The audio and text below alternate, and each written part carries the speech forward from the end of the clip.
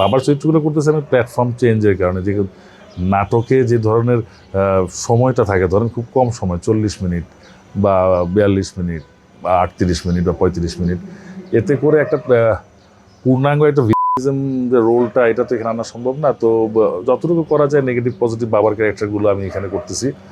আর চলচ্চিত্রের যে ক্যারেক্টারগুলো আমি করতাম সেগুলো এখন সত্যি কথা যেটা, চলচ্চিত্র কিন্তু খুব কম নির্মাণ হচ্ছে। আপনারা দেখেন আমাদের দেশের এখন যে সবচেয়ে বড় স্টার, মেগা স্টার সাকিব খানের কথা আপনি ধরেন, উনি বছরে 2 ঈদে 2টা ছবি করতেছেন। তো 2 ঈদে 2টা ছবি তো আর আসলে আমাদের চাহিদা আসলে পূরণ করতে পারতেছে না।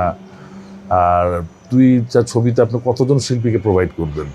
তার মধ্যে আমি করেছি গত বড় আপনার তাণ্ডবে আমি কাজ করেছি। আর আমার আরেকটা কাজ শুরু হচ্ছে তছনছ, বদিউল আলম খোকনের। আমার অনেকগুলো ছবি রেডি হয়ে আছে, এগুলো পর্যায়ক্রমে রিলিজ হবে, খুব শিগগিরই মনে হয় রিলিজ হবে রাইটের ছবিটা।